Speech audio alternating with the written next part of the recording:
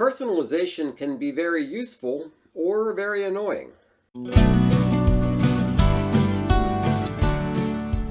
Hi everybody, my name is Greg Crable and this is my podcast, Something I Learned Yesterday, in which I take one issue from the world of publishing and try to explain it in about 3 or 4 minutes.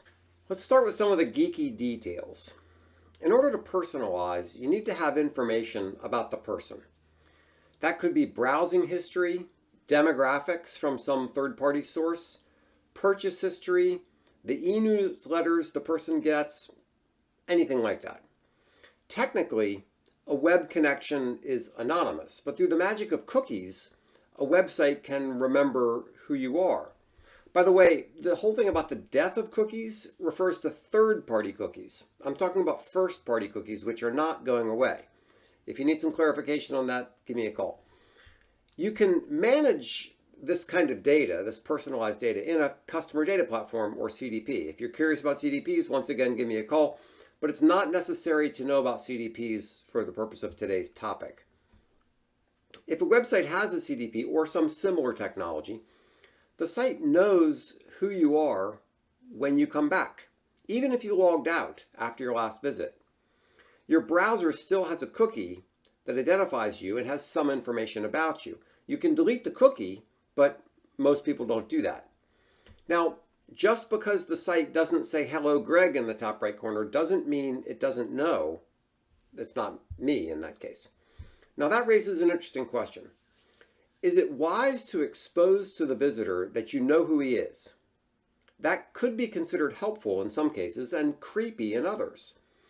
A generic rule for that might be that the more the person feels like a member, the more it's okay to show that you know who they are. Another way to put that might be that it's more acceptable on a B2B site than on a B2C site. But keep the creepy factor in mind. The other day I read an article titled "The Risk of Personalization. Do People Want and Trust It?" by Lars Jensen.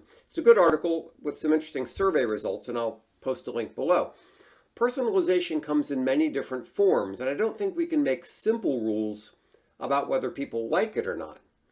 Spotify giving me music recommendations or Amazon showing me similar products are very different things than a news site that only shows me articles that fit with my preconceptions. They're both personalization, but one is helpful and the other isn't.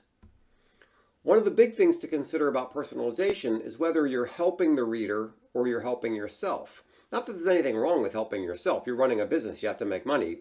That's fine. But it's a good question to ask to make sure you're not going in a bad direction. Personalization can be great for you and for your customer, but there's a line. It's not a very bright line. There seem to be a lot of factors to consider. So here are some things to keep in mind as you think about personalization on your site or in your app. Did you get consent? Does the personalization feel intrusive? Have you provided a clear explanation of how and why you're personalizing your site?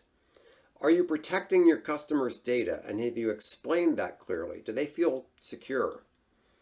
Have you chosen a type of personalization that feels like manipulation? Does your reader feel as if he's falling into an echo chamber where he only hears one side of things? Could the personalization be embarrassing if somebody else saw it? So those are some things to keep in mind. I hope this was helpful. Personalization is a great tool, but sometimes it gets a little too much towards the creepy side. So think about that. Let me know what you think in the comments below. Thanks so much for your time. If I can help you with your business in any way, please give me a call. My contact information will be on the next page. Thanks so much.